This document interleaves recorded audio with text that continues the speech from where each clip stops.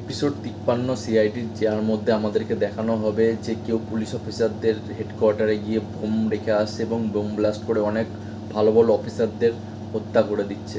ঠিক আছে, তারপরে আমাদেরকে দেখানো হবে কমিশনারের অফিসেও কেউ বোম রেখে দিয়েছে এবং সিআইডি তাড়াতাড়ি করে গিয়ে সেটাকে মানে ঠিকঠাক করার চেষ্টা করছে যেন বোমটা ব্লাস্ট না হয়। আর এদিক দিয়ে সিআইডি এটাও ইনভেস্টিগেশন করছে যে এই জিনিসগুলো করছেটাকে, এবং লাস্টে আমাদেরকে দয়াকে দেখানো হচ্ছে প্রোমোর মধ্যে, কিন্তু দেখানো হচ্ছে এরকম যে দয়া এইসব জিনিসগুলো করছে, কিন্তু দয়া এইসব জিনিসগুলো একদমই করছে না। এটা আমাদেরকে এপিসোডে দেখানো হবে। আর এত বড় বোম ব্লাস্টের পিছনে আমার যতদূর ধারণা আই গ্যাং আর বারবুজার হাত অবশ্যই আছে, নাহলে এত বড় বোম ব্লাস্ট কেউ পুলিশের ওপরে এত সহজে করবে না।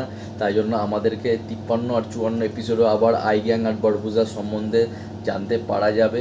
তা দেখা যাক কীরকম স্টোরি লাইনটা হচ্ছে। এখানে দয়াকে ভিলেন হিসাবে দেখানো হচ্ছে, ঠিক আছে, লাস্টের প্রোমো অনুযায়ী। এবার দেখা যাক দয়ার হাতের মধ্যে থাকে কি থাকে না।